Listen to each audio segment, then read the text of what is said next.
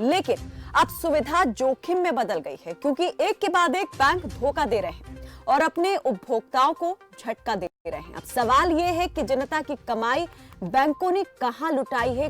कब तक देश के बैंक ऐसे ही होते रहेंगे कंगाल?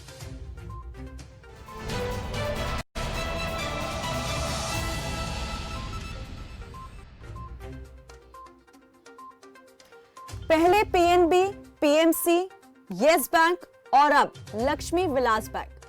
ग्राहकों को यह बड़ा झटका एक बार फिर से बैंक की तरफ से मिला है। केंद्र सरकार ने, आरबीआई ने लक्ष्मी विलास बैंक से पैसे निकालने पर लिमिट तय कर दी है। इसके तहत 16 दिसंबर तक बैंक से ग्राहक केवल 25,000 रुपए ही निकाल सकेंगे, जिसकी जानकारी वित्त मंत्रालय ने दी। और यह फैसला सरकार ने भारतीय रिजर्व बैंक की सलाह पर लिया है। आरबीआई ने डिपॉजिटर्स को भरोसा दिलाया है कि उनका पैसा सुरक्षित है और वो किसी भी अफवाह या घबराहट में ना आए। वित्त मंत्रालय के अनुसार हालांकि कुछ खास शर्तों, जैसे कि इलाज, उच्च शिक्षा के लिए फीस जमा करने के लिए और शादी जैसे काम के लिए जमाकर्ता रिजर्व बैंक की अनुमति से 25,000 से ज्यादा की निकासी कर सकेंगे। लेकिन इस निकासी के लिए पहले रिजर्व बैंक की अनुमति लेनी पड़ेगी, अपने ही पैसों के लिए। वित्त मंत्रालय की तरफ से जारी आदेश के मुताबिक बैंक पर 1 महीने का मॉरेटोरियम लगाया गया है। ये 17 नवंबर से 16 दिसंबर तक के लिए लागू किया गया है। ये आदेश आरबीआई अधिनियम की धारा 45 के तहत है। अब सवाल ये उठता है कि ये जो पूरा क्राइसिस यहाँ पर सामने आया है, इसके लिए जिम्मेदार कौन है? किसकी जिम्मेदारी बनती थी कि वो मॉनिटरिंग करे? ऑडिटिंग का काम किसका था? बैंक अगर घाटे में चल रहा था तो ये देखना किसका काम था? आखिर क्यों किसी की गलती की सजा हर बार ग्राहक ही भुगते, उपभोक्ता ही भुगते? डिपॉजिटर के पैसे आखिर क्यों यहाँ पर फंस रहे हैं? चलिए पूरा मामला क्या है इसको आपको दिखा देते हैं, समझा देते हैं, ग्राफिक्स के जरिए नजर डालते हैं, उसके बाद करेंगे इस पर चर्चा। तो लक्ष्मी विलास बैंक से पैसे निकासी पर लिमिट लगा दी गई है सरकार की तरफ से और 1 महीने में अधिकतम 25,000 रुपए ही निकालने की लिमिट तय की गई है। आपातकालीन स्थिति में ज्यादा पैसे निकालने की छूट है, लेकिन यहाँ पे नियम शर्तें लागू हैं। आरबीआई से इजाजत लेनी होगी। स्वास्थ्य, शिक्षा जैसी जरूरतों के लिए ज्यादा पैसे निकाल सकते हैं। लक्ष्मी विलास बैंक का डीबीएस इंडिया बैंक के साथ विलय होगा, ऐसी योजना पर काम चल रहा है। आरबीआई ने लक्ष्मी विलास बैंक के विलय का नोटिस जारी किया है। डीबीएस सिंगापुर का बैंक है। इस बैंक से विलय के बाद उम्मीद जो है वो जगेगी। डीबीएस बैंक इंडिया में डीबीएस बैंक सिंगापुर 2,500 करोड़ डालेगी। तो लक्ष्मी विकास बैंक को लेकर यह भी कहा जा रहा है कि घबराएं नहीं, जो भी उपभोक्ता है, खाता धारकों का पैसा सुरक्षित है, उनका पैसा नहीं डूबने वाला है। बैंक को मुश्किल से निकालने के लिए कदम उठाए जा रहे हैं और डीबीएस बैंक से बात चल रही है विलय की। विलय प्रक्रिया शुरू होते ही हालात ठीक होने की उम्मीद है, लेकिन उसके लिए एक महीने का इंतजार करना होगा। डीबीएस बैंक में लक्ष्मी विकास बैंक का विलय करने की तैयारी है। अलग अलग राज्यों में करीब 566 ब्रांच हैं। अगर लक्ष्मी विलास बैंक की बात करें तो 94 साल पुराना ये बैंक है। अलग अलग राज्यों में करीब 973 इस बैंक के एटीएम हैं। बैंक में करीब 4,349 कर्मचारी काम कर रहे हैं। 21,000 करोड़ से ज्यादा की रकम डिपॉजिट है। 21,000 करोड़ की जो रकम है वो इस बैंक में डिपॉजिट है, जिसको अभी फिलहाल के लिए सीज कर दिया गया है और जिनका खाता है इस बैंक में उन्हें सिर्फ 25,000 तक ही निकालने की इजाजत है। कुछ सवाल यहाँ पर उठते हैं इस पूरे मामले को लेकर के। उन सवालों को भी एक बार हम देख लेते हैं कि क्या है।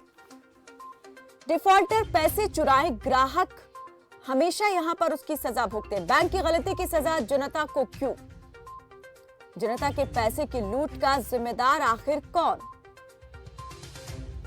आपकी कमाई बैंकों ने कहां लुटाई? आपकी कमाई सरकार ने क्यों नहीं बचाई? सरकार से भी ये अहम सवाल। एक के बाद एक बैंक धोखा क्यों दे रहे हैं? क्यों दिवालिया हो रहे हैं? कब तक देश के बैंक होते रहेंगे कंगाल? बैंक ने किसकी मनाई? ग्राहकों को क्यों यहां पर होना पड़ रहा है परेशान? डिफॉल्टर पैसे चुराए, ग्राहक कहां जाएं? ये वो सवाल जो आज इस बैंक के एक बार फिर से डिफॉल्टर होने के बाद उठ रहे हैं। तो कुछ मेहमान हमारे साथ यहां पर जुड़ गए हैं इस पूरे मसले पर चर्चा के लिए कि आखिर बैंकों में ये जो समस्या चली आ रही है, इसकी बुनियादी वजह क्या है, किसकी जिम्मेदारी तय होनी चाहिए और किसकी चूक की वजह से ये स्थिति उत्पन्न हो रही है। आकाश जिंदल हमारे साथ जुड़े हैं, आप एक अर्थशास्त्री हैं। अश्वनी राणा हमारे साथ जुड़े हैं, पूर्व जनरल सेक्रेटरी हैं NOBW के, national organisation of bank workers के आप पूर्व जनरल सेक्रेटरी रह चुके हैं। मोहनलाल गिहारा बीजेपी के प्रवक्ता भी हमारे साथ जुड़ गए हैं। बहुत स्वागत है आप सभी का हमारे साथ यहाँ पर इस चर्चा में जुड़ने के लिए। सबसे पहले मैं यहाँ जानना चाहूंगी अश्वनी राणा जी से, जो कि पूर्व जनरल सेक्रेटरी रह चुके हैं NOBW के। अश्विनी जी, ये जो समस्या आप देख रहे हैं लगातार यहाँ पर पिछले कुछ टाइम से सामने आ रही है, एक नहीं, दो नहीं, 5 इस तरीके के मामले सामने आ चुके हैं जहां पर डिपॉजिटर का जो पैसा है वो अटक गया है और बैंक को दिखाया जा रहा है कि ये घाटे में चल रहा था। ये स्थिति बनने के पीछे क्या कारण है, कौन इसके लिए जिम्मेदार है, क्या मानते हैं? देखिए, सबसे बड़ा जिम्मेवार तो बैंक का जो प्रबंधन है, जो बोर्ड है, जो बैंक को चला रहा था, उसके साथ रिजर्व बैंक जो उसको मॉनिटर कर रहा है, रेगुलेट करता है बैंक को, उसकी भी जिम्मेवारी है। कारण क्या है कि हर बैंक की ऑडिट होती है, 3 महीने में होती है, साल में रिजर्व बैंक करता है, बहुत सारी डिटेल उनके पास जाती है। तो रिजर्व बैंक की जिम्मेवारी भी उसमें बहुत बड़ी भूमिका है। ये बैंक कोई आज एकदम से तो डिफॉल्टर नहीं हुआ। 3 साल पहले तक बैंक ठीक काम कर रहा था, लेकिन कुछ प्रमोटर्स के कारण, कुछ डायरेक्टर्स के कारण जब एग्रेसिव बैंकिंग शुरू हो जाती है, यानी एक छोटा बैंक है वो छोटे लोन दे सकता है, लेकिन वो एक बड़े कारपोरेट हाउस को बहुत बड़ा लोन जो उसकी क्षमता से परे है वो देता है। तो क्या ये रिजर्व बैंक को नहीं दिखा? क्या ये बोर्ड के डायरेक्टर्स को दिखा नहीं कि भाई ऐसा क्यों हो रहा है? जो हमारी क्षमता नहीं है, हम क्षमता से ज्यादा काम कर रहे हैं। यानी गवर्नेंस जो थी वो फेल्यूर है, गवर्नेंस ठीक प्रकार से नहीं थी और रेगुलेटर की भूमिका भी ठीक नहीं थी। अगर गवर्नेंस ठीक होती तो कोई दिक्कत ही नहीं थी। अगर गवर्नेंस भी खराब हुई तो रेगुलेटर के नाते RBI के जो लोग इंस्पेक्शन करते हैं, ऑडिट करते हैं, या जो ऑडिटर अपॉइंट होते हैं बैंकों के, वो ऑडिट करते हैं, उनकी अकाउंटेबिलिटी आज तक कभी फिक्स हुई? तो ये सारा जो घटनाक्रम हुआ है उसमें जब तक उन लोगों की अकाउंटेबिलिटी फिक्स नहीं होगी, इनके कारण ये पूरा हुआ है काम और पहले भी होता रहा बैंकों में, तो उनको लगता है हम अपना खेल करके चले जाएंगे और जो है वो एक छोटा इन्वेस्टर जो है या छोटा जो डिपॉजिटर है वो पिसता रहेगा। सरकार को गालियां मिलेगी, सरकार डिपॉजिटर को बचाने के लिए चाहे उस बैंक को किसी पब्लिक सेक्टर में मर्ज करेगा या उसको सेव करने के लिए कहीं से कैपिटल लाने के लिए किसी और बड़े प्राइवेट बैंक को सौंपेगा। यानी सरकार की जिम्मेदारी तो है, लेकिन रेगुलेटर की भूमिका कहाँ है? रेगुलेटर कहाँ है? रेगुलेटर की भूमिका के ऊपर प्रश्न चिन्ह है, बोर्ड की गवर्नेंस के ऊपर प्रश्न चिन्ह है। अगर ये सारा ठीक तरह से चलता रहता तो मुझे लगता है कि ये स्थिति बैंक की नहीं आती। अभी और भी कई बैंक, प्राइवेट बैंक ऐसे स्थिति में हैं जिनकी गवर्नेंस के कारण हालत खराब है। और हम किसी भी बीमारी को जो है उसको लास्ट स्टेज पे क्यों लेके जाना चाहते हैं? यानी किसी को कैंसर हो गया तो कैंसर 3rd स्टेज पर हम जाके ट्रीटमेंट क्यों शुरू करते हैं? कैंसर डिटेक्ट हो गया, डिटेक्ट होते ही उसका अगर ट्रीटमेंट शुरू होता है तो उसको बचाया जा सकता है, लेकिन अगर 3rd स्टेज पर कैंसर चला गया तो उस पेशेंट को नहीं बचा सकते आप। तो इन बैंकों की हालत 3rd स्टेज कैंसर जैसी होती जा रही है और रिजर्व बैंक सो रहा है, ऑडिटर की कोई अकाउंटेबिलिटी नहीं है, बोर्ड मेंबर्स की कोई अकाउंटेबिलिटी नहीं है। तो ये स्थितियां जो है और दिन ब दिन खराब होती जाएगी और प्राइवेट बैंकों में भी ये चीजें सामने आ सकती हैं। अश्विनी जी, आपने जैसे कहा कि RBI की यहाँ पर पूरी तरीके से देखा जा सकता है कि जिम्मेदारी बनती थी, उसे ठीक से अगर काम करता वो यहाँ, तो ऐसे हालात उत्पन्न नहीं होते। आरबीआई की तो है, लेकिन क्या आपको लगता है सरकार की भी जिम्मेदारी इसमें बड़ी थी? सरकार भी अगर इस और ध्यान देती, या अभी से हम पहले भी इस तरह के मामले देख चुके हैं, अगर उनसे सबक लेते हुए कुछ इस तरह की नियम कायदे तय कर दिए जाते, बना दिए जाते, तो शायद आगे ऐसी स्थिति नहीं बनती।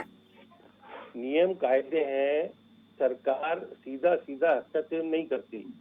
मिनिस्ट्री सीधा बैंकों को, प्राइवेट बैंकों को रेगुलेट करने की रिजर्व बैंक है। रिजर्व बैंक के द्वारा ही ऑडिटर्स भी नियुक्त किए जाते हैं, डायरेक्टर भी नियुक्त किए जाते हैं। तो इसलिए रिजर्व बैंक की भूमिका जो है वो ज्यादा बड़ी है। रिजर्व बैंक सरकार के कहने पर डायरेक्टर्स को अपॉइंट करता है, तो इसलिए सीधा सीधा सरकार को हम, लेकिन सरकार ने आज जब वो इस स्टेज पर आ गया तो एक्ट रोल जो है वो प्ले किया है, लेकिन फिर भी समय रहते जो डिपॉजिटर है उनके पैसे को बचाया जा सकता है, बचाया जाएगा, ऐसा सरकार प्रयास कर रही है। आकाश जिंदल हमारे साथ जुड़े हैं, अर्थशास्त्री। आकाश जी, आप क्या मानते हैं इस तरह की जो स्थितियां उत्पन्न हो रही हैं वो आगे चलकर और कितनी ज्यादा भयावह हो सकती हैं, और इनका सीधा असर जो है कहां कहां पर पड़ता है, और किन लोगों पर सबसे ज्यादा ये प्रभाव डाल रही है? आपने बड़ा इंटरेस्टिंग क्वेश्चन पूछा, आगे जाकर किस किस पे प्रभाव पड़ सकता है। मैं उससे पहले आपको I would like you to focus on the current situation. Currently also things are very very bad. Lakshmi Vilas bank से प्राइवेट सेक्टर बैंक था, शेयर होल्डर का पैसा था।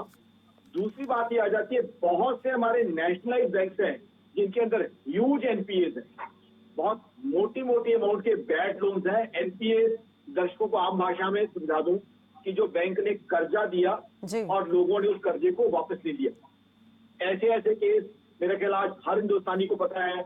मैं तो तमाम चैनल पे इस चीज को डिबेट कर चुका हूं कि लोगों ने बहुत मोटे लोन्स लिए, उसके बाद इंडिया से बाहर जाके बैठे हुए हैं, अभी तक उनको इंडिया में वापस भी नहीं लाया पाया और उनसे रिकवरी भी नहीं हो पाई। तो उसमें क्या है, जो एक नेशनलाइज बैंक का, मैं लक्ष्मी विलास बैंक पे भी आता हूँ, उससे पहले जो नेशनलाइज बैंक का पैसा है वो जब एनपीए के रूप में डूबता है तो वो किसका पैसा है? वो पैसा है मेरे रिक्शा वाले भाई का, मेरे मजदूर भाई का। मेरा रिक्शा वाला भाई भी अगर दिन में 400 रुपए रिक्शा चलाए कमाता है और 5 रुपए का बिस्किट का पैकेट खरीद के खाता है, तो उसमें जीएसटी, इनकम टैक्स सब जाता है, जिससे जो नेशनलाइज बैंक है उनको कैपिटलाइज किया जाता है। यानी आम आदमी के टैक्स का पैसा बड़े बड़े बोरोवर जो है वो खा गए हैं। और आज की तारीख में लक्ष्मी विलास बैंक की बात की जाए तो बहुत ह्यूज एनपीएस है, शेयर होल्डर्स का पैसा है ये। तो सबसे पहले तो मेरी organisation Akash Jindal dot in की आरबीआई से रिक्वेस्ट है कि ये जो इतने ह्यूज एनपीएस है इनकी रिकवरी के ऊपर बड़ा स्ट्रिक्ट एक्शन लिया जाए, एक गेम प्लान लिया जाए और उसमें भी जो है एक टाइम फ्रेम लिया जाए कि इन पैसे को रिकवर किया जाए अल्टीमेटली। और दूसरा, नेशनलाइज बैंक का जो पैसा है इतना बड़ा, उसको भी रिकवर किया जाए। होता क्या है, आज देखिए एक आम आदमी 15 लाख का लोन लेने जाता है हाउसिंग के लिए, उससे he is asked to pledge a house for 30 lakh rupees, 35 lakh rupees, plus he is asked for other guarantees and all that. If you go and if you want to borrow rupees 2 lakh for a car, then also you have to pledge your car for rupees 4 lakh rupees. But there have been cases where an industrialist has borrowed 200 crores and you don't have sufficient collateral. तो मेरी organisation Akash Jindal dot in की जो आगे के लिए आप बात कर रही हैं, उसमें सबसे पहले तो सलाह ये है, कोई भी बड़ा लोन दिया जाए तो उससे पहले कॉन्टिजेंसी रिपोर्ट लगाई जाए कि कल को ये लोन डिफॉल्ट होता है तो रिकवरी कैसे होगी। एसेट बैक्ड लोन होने चाहिए, और एसेट भी कौन सा, जो डेप्रिशिएट ना हो। आज आपने 200 करोड़ का लोन दे दिया प्लांट एंड मशीनरी के अगेंस्ट, 3 साल बाद डिफॉल्ट होता है, प्लांट एंड मशीनरी को बिकती नहीं 80 करोड़ की, तो रिकवरी कहां से होगी। आज आपने 200 करोड़ का लोन दे दिया on the basis of a goodwill of a borrower. Now tomorrow when he defaults, the goodwill would immediately fly away. There wouldn't be any goodwill. How would you recover your money? तो क्यों कर asset backed, जैसे कोई real estate का asset, तो इस तरह के एसेट को बैक करके जो है उसको कोलेटरल रख के उसको प्लेज करके लोन नहीं दिए जाते। और क्यों कर रिकवरी नहीं हो पाती। तो ये सबसे इन बड़ा सारी सवाल चीजों तो को लेकर के क्या ये जरूरी है कि सिर्फ आरबीआई ही यहाँ पर इन सारी चीजों को देखे समझे? सरकार की भी क्या आपको लगता है इसकी जिम्मेदारी नहीं है कि इन सब चीजों को सोचे विचारे, क्योंकि उसने भी लोगों को सुविधा और व्यवस्थाओं को दुरुस्त करने का एक कमिटमेंट किया हुआ है। अगर यहाँ पर बैंक डूबता है तो बैंक में जमा लोगों का पैसा भी डूबता है, तो सरकार से भी जवाबदेही बनती है कि नहीं बनती है? कि इसमें आरबीआई जो है वो बैंकिंग रेगुलेटर है। अब बैंकिंग रेगुलेटर के ऊपर मेरे हिसाब से बहुत ज्यादा ओनस आ जाता है कि बैंकिंग रेगुलेटर जो है वो बैंकों को रेगुलेट करे, क्योंकि बैंकों को रेगुलेट करना तो आरबीआई का काम है। आरबीआई की ड्यूटी है बैंकों को रेगुलेट करने की। तो कहीं ना कहीं आरबीआई को रेगुलेट करना चाहिए। हाँ, मिनिस्ट्री ऑफ फाइनेंस आरबीआई के साथ काम करता है तो सरकार की भी ड्यूटी आ जाती है। अब सरकारी बैंक का ओनरशिप कंट्रोल कहाँ आता है? उसमें जो स्टेक है वो सरकार का है। तो दोनों की ड्यूटी आ जाती है। एक तरफ गवर्नमेंट की ड्यूटी आ जाती है, एक तरफ रिजर्व बैंक ऑफ इंडिया की ड्यूटी आ जाती है। दोनों की ड्यूटी आ जाती है कि इस चीज को इंश्योर किया जाए कि लोन इस तरीके से दिए जाए कि मेजर डिफॉल्ट ना हो। वरना ये एनपीए का क्राइसिस ये हमारी बैंकिंग इंडस्ट्री के लिए बहुत बहुत बड़ा खतरा बन चुका है। देखिए, कब तक गवर्नमेंट जो है सरकारी बैंकों को रिकैपिटलाइज करती रहेगी? वो किसका पैसा है? आम आदमी के टैक्स का पैसा है। वो अगर एनपीए ना होते तो वो पैसा डेवलपमेंट के लिए काम किया जा सकता था, वो पैसा ग्रोथ के काम आ सकता था। मेरी ऑर्गेनाइजेशन आकाश का मानना है उस पैसे से बहुत सी फैक्ट्रीज, इंडस्ट्रीज, रोजगार खड़े किए जा सकते थे, लोगों का वेलफेयर किया जा सकता था। तो इसलिए गोइंग अहेड बड़े लोन्स हमने कैसे अप्रेज करने हैं, और अप्रेज करते टाइम और डिसबर्स करते टाइम मेरे हिसाब से कॉन्टिजेंसी रिपोर्ट तो लगनी ही चाहिए that tomorrow if that loan is defaulted, BJP प्रवक्ता भी हमारे साथ जुड़े हुए हैं, मोहनलाल गिहारा जी। मोहनलाल जी, बेशक आरबीआई बैंकों को रेगुलेट करता है और उसकी जिम्मेदारी है यहाँ पर इन सारी चीजों को देखना, लेकिन सरकार भी यहाँ पर जवाबदेही से बच नहीं सकती है। सरकार की ओर से अगर जो वित्त मंत्रालय है उसकी ओर से इन सारी चीजों को देखा जाता, ऑडिट रिपोर्ट तो वहां भी पहुंचती होगी, तो क्या ये सारी सिचुएशन बनती? देखिए कायनात जी, पहले तो मैं सबसे पहले धन्यवाद दूंगा आपका और आपके चैनल का कि आपने एक ऐसा विषय उठाया जिससे अभी बहुत बड़े चैनलों की नजर नहीं है या उनको उसकी गंभीरता नजर नहीं आई। एक आम आदमी से जुड़ी हुई बात, एक रिक्शा वाले जेब का पैसा भी जहाँ सुरक्षित रहता है, ऐसी चीजों को लेकर जो आपने ये आज डिबेट रखी, ये विषय रखा, मैं इसके लिए आपका और आपके चैनल का धन्यवाद। और जहाँ तक बात, शुरू में ही राणा जी ने एक बहुत अच्छी बात बोली और जिसको अभी अश्विनी जी ने भी दोहराया, अश्विनी बात रखी और आकाश जी ने भी दोहराया कि सरकार डायरेक्ट इंस्पेक्शन नहीं करती, रेगुलेशन का जो काम है वो आरबीआई का। जहाँ बात आरबीआई की है, आरबीआई ने भी कहा कि आरबीआई ने किया है कि एक एक व्यक्ति का पैसा सुरक्षित है। और मैं आपको बता दूं, जब 2014 से लेकर तक पूरा देश इस बात को जानता है, जब तक नरेंद्र मोदी जी के नेतृत्व में यहाँ सरकार है, किसी का भी एक पैसा डूबने वाला नहीं है, ना तो कोई बैंकर या बैंक का कोई कर्मचारी। लेकिन शेयर होल्डर्स का क्या? शेयर होल्डर्स का क्या, जिन्होंने शेयर खरीदा हुआ है, आज शेयर कितना नीचे आ गया है ये आप भी जानते हैं। देखिए, मैंने कहा ना भाई, ये जो जहाँ तक कायनात जी जो परिस्थिति बनी वो आपके सामने भी है। आरबीआई इसको पिछले 3 वर्षों से लगातार इस पे नजर बनाए रखी थी। इसको चलाने के लिए 3 लोगों की कमेटी भी गठित की थी, लेकिन जैसे जैसे ये काम आगे हुआ और लगातार ये चीज कंट्रोल में नहीं आ पाई, तभी आरबीआई ने इसको सख्त डिसीजन लिया। 3 साल पहले से अगर पता था ये स्थिति खराब हो रही है बैंक की, तो 3 साल पहले एक्शन क्यों नहीं लिया गया या चीजों को दुरुस्त करने के लिए कदम क्यों नहीं उठाए गए? हाँ कायनात जी, ये बात जो आपने पूछी, मैं इसी बात पे आना चाहता था। ये बात, ये 3 वर्ष से तो आरबीआई का लगातार कंट्रोल है, क्योंकि हमारी तरफ से, भारतीय मोदी सरकार की तरफ से लगातार जो कंट्रोल है, जो लगातार उससे हमने नजर बनाए, मतलब सरकार ने नजर बनाए रखी है, उसकी वजह से ये बात निकल के आती है। इसीलिए पिछले 3 साल से आरबीआई लगातार देखिए कंट्रोल करने के बाद भी, नजर रखने के बाद भी बैंक को चलाना होता है। पिछले तिमाही के अंदर जैसे 396 करोड़ रुपए का जब घाटा आया और लगातार की बात अब हाथ से बाहर निकल बैंक जाएगी। को तो चलाना उसको ही बता- काफी नहीं है। यहाँ मोहनलाल जी, आप समझ रहे हैं, इस तरह से बैंक लगातार जो डिफॉल्टर घोषित हो रहे हैं या दिवालिया होने की कगार पर आ रहे हैं, वहां जो लोग अपना पैसा रखते हैं, जो जमा करता है, जिसका खाता है, उसका विश्वास कितना टूट रहा है। क्या कोई फिर आगे इस तरीके से विश्वास कर पाएगा बैंक पर? विश्वसनीयता यहाँ कम होती जा रही है। आप समझ रहे हैं बात को? रायना जी, मैं वही बता रहा हूँ कि इस देश के नागरिकों को इस बात का विश्वास होना चाहिए कि आज देश नरेंद्र मोदी चला रहे हैं। मैं फिर आपको इस बात को दोहराना चाहता हूँ, किसी भी, चाहे रिक्शे वाला हो, चाहे शेयर होल्डर हो, चाहे बड़ा व्यापारी हो, किसी को भी डरने की जरूरत नहीं है। एक एक पैसा सुरक्षित है। जहाँ तक बात आप है, बस यही कह रहे हैं, लेकिन जब बात यहाँ पर बैंक करता है ना, उस टाइम वो फिर नियम और कायदों की दुहाई देता है। सरकार भी और जो आरबीआई है वो भी सिर्फ 5 लाख तक की गारंटी देगा। आकाश जी कुछ कहना चाह रहे हैं? जी आकाश जी। जी देखिए, हमारे बीजेपी के मित्र को मैं एक बात पूछना चाहता हूँ। देखिए, मैं आकाश बिंदल ये मानता हूँ कि मोदी साहब आज तक के बेस्ट प्राइम मिनिस्टर हैं।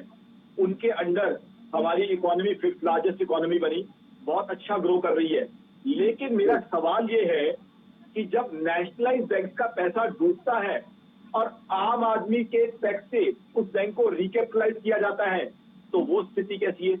वो पैसा जो आपकी सरकार के ड्यूरिंग ही रिकैपिटलाइज करने के काम आया बैंक को, क्योंकि बैंक का पैसा कुछ लोग लेके डिफॉल्ट कर गए, कुछ लोग लेके आउट ऑफ इंडिया बैठे हुए हैं।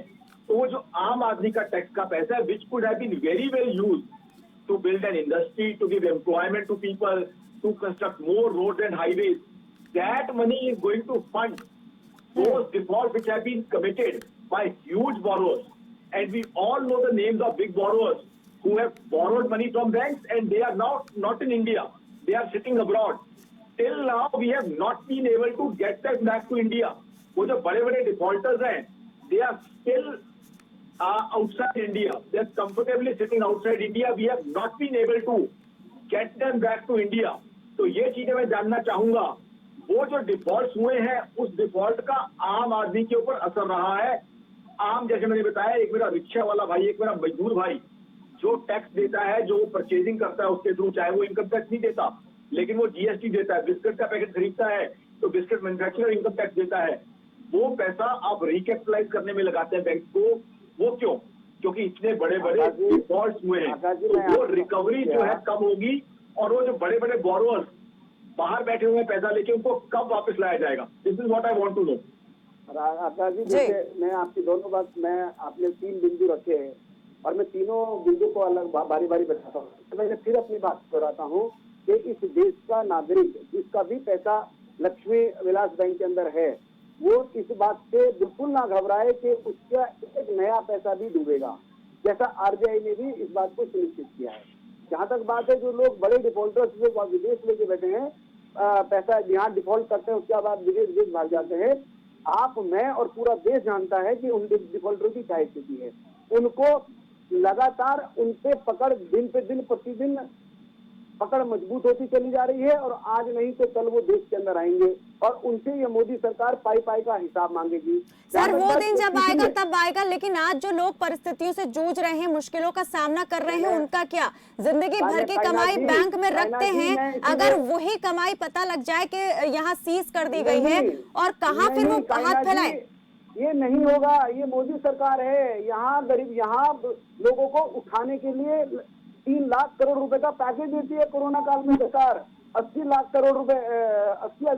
करोड़ रुपए का पैकेज एनबीएफसी बैंकों को देती है जी, ताकि बैंक भी उभरे और जो आम नागरिक है, वो छोटा व्यापार, बड़ा व्यापार करने वाला, वो मजबूत हो। एक भी नागरिक का 1 रुपया भी किसी भी हालत में नहीं डेड होगा, नहीं कहीं उसके ऊपर नजर रख सकता।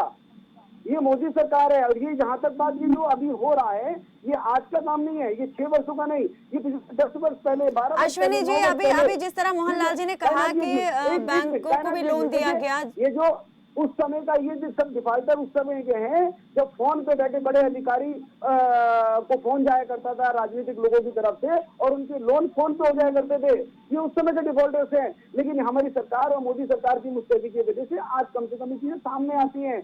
लगातार उन पर बोझ रखा जाता है, लगातार उस पर काम हो रहा है। और मैं फिर अंत में आपको बताता हूँ, इस बात को कह रहा हूँ, लेकिन किसी भी सिर्फ नागरिक एक का आम एक इंसान रुपया का नहीं ही जाएगा। यहाँ पर बंटाधार हो रहा है, किसी डिफॉल्टर पर अभी कोई कड़ी कार्रवाई नहीं हुई है। कार्रवाई आप तो मुझे उस बताइए, उपभोक्ता को, ग्राहक को साइना भुगतनी जी, पड़ रही है जो विश्वास के साथ अपना पैसा बैंकों में रखता है। अब यहाँ साइना पर जी, यही हम अभी ढूंढने कुछ की दिन- कोशिश कर रहे हैं कि इस विश्वास के साथ विश्वासघात किसने किया है, कौन इसके लिए जिम्मेदार है। आकाश जी, क्या क्या देखिए, मैं यहाँ पे एक चीज कहना चाहूंगा, आपने जो बात मेरे कही, मित्र मैं उसको बीजेपी उदाहरण के, देता हूँ। उनको क्या एक- ये- आऊंगी कहना मोहनलाल जी, चाहूंगा। आऊंगी मोहनलाल जी, आऊंगी। देखिए, एक चीज मैं अपने मित्र को कहना चाहूंगा। देखिए, मोदी सरकार की हम पूरी इज्जत करते हैं। मोदी साहब को, जैसे मैंने कहा, मैं आज तक का बेस्ट प्राइम मिनिस्टर मानता हूं और उनकी सरकार में पूरा हमारा विश्वास है। बट बात वही आ जाती है, उन्होंने मेरे सवाल का जवाब नहीं दिया। बड़े बोरोवर पैसा खा गए। जी, अब बैंक को रिकैपिटलाइज करने के लिए, बैंक को पैसा वापस डालने के लिए क्या किया गया? जो मैंने टैक्स दिया था, चलिए आकाश जिंदल को भूल जाइए, शायद उसके पैसे की कीमत नहीं है, वो 20 लाख की गाड़ी में घूमता है, 2 करोड़ के फ्लैट में रहता है, लेकिन उस पैसे का क्या, जो मेरे मजदूर भाई, मेरे रिक्शा वाले भाई ने टैक्स दिया था, जिससे आपने रिकैपिटलाइज कर दिया उसको, वो पैसे को भुगता किसने? उस पैसे को भरा किसने? जो बड़ा बोरोवर ले गया, आपने कहा आम आदमी के बोझ नहीं पड़ा। अरे मेरे दोस्त, वो जो है बैंक को रिकैपिटलाइज किया तो आपने आम आदमी के पैसे थे। दूसरा, आप कह रहे हैं कि जो बड़े बोरोवर है, इंडिया से बाहर बैठे हुए हैं, उनको इंडिया में लाया जाएगा। My dear friend, why don't you give us a चलिए एक टाइमलाइन? अंतिम प्रतिक्रिया अश्विनी राणा जी, मैं आपसे इस चाहूंगी तारीख तक कैसे इसे ये जो करवाएंगे। समस्या है इसका समाधान हो सकता है और आगे ऐसा ना हो इसके लिए क्या करने की जरूरत है, जल्दी से। देखिए, समस्या का समाधान तो जैसे पहले मैंने कहा कि जब तक जो लोग ये काम कर रहे हैं या जिन्होंने ये गलत लोन दिया जी, या जो ऑडिटर थे जिन्होंने ऑडिटर होने की सही अपनी भूमिका नहीं निभाई, उनकी जब तक अकाउंटेबिलिटी फिक्स नहीं होगी तब तक आप किसी को नहीं कर सकते। तो उनकी अकाउंटेबिलिटी फिक्स होती है, उन पे क्रिमिनल केस होता है, उनको जेल में डाला जाता है, तो बाकी लोग भी गलत काम करने से पहले, बैंकों का पैसा लुटाने से पहले 4 बार सोचेंगे। दूसरा, सरकार जो अभी निर्णय लेने जा रही है कि सरकारी बैंकों को भी प्राइवेट करने की सोच रही है, तो प्राइवेट बैंकों की इस प्रकार की व्यवस्था, जो गवर्नेंस फेलियर है, उसको देखते हुए सरकार से निवेदन है कि सरकार जो पब्लिक सेक्टर बैंक है उनकी आइडेंटिटी को खत्म मत करे, क्योंकि पब्लिक सेक्टर बैंक के द्वारा ही इस देश की अर्थव्यवस्था को जो है वो ऊपर लाया जा रहा है। प्राइवेट बैंकों में तो अपने निजी स्वार्थों के लिए प्रमोटर हो, तो इस वक्त दोनों को ही, आरबीआई और सरकार दोनों को ही बहुत सोच समझ करके फैसले लेने की जरूरत है और आगे ध्यान देने की जरूरत है कि क्या कदम उठाए जाएं जिससे भविष्य में इस तरह के हालात उत्पन्न ना हो। बहुत बहुत शुक्रिया आप सभी मेहमानों का हमारे साथ इस चर्चा में जुड़ने के लिए। तो एक नहीं, दो नहीं, बल्कि बैंक डिफॉल्ट का ये अपनी तरह का 5वां मामला है। बैंक डिफॉल्ट होता है तो कार्रवाई के नाम पर सिर्फ और सिर्फ खामियाजा यहाँ पर एक आम आदमी को ही उस डिपॉजिटर को भुगतना पड़ता है जिसका पैसा उस बैंक में होता है, लेकिन उन बड़े अधिकारियों के खिलाफ कोई कार्रवाई नहीं होती है जो इसके लिए सीधे तौर पर जिम्मेदार होते हैं। सवाल यही है कि कब यहाँ पर इन सभी मामलों को लेकर जिम्मेदारी तय होगी, जवाबदेही तय होगी। फिलहाल के लिए मेरे साथ बस इतना ही। आप देखते रहें खबर फास्ट। नमस्कार।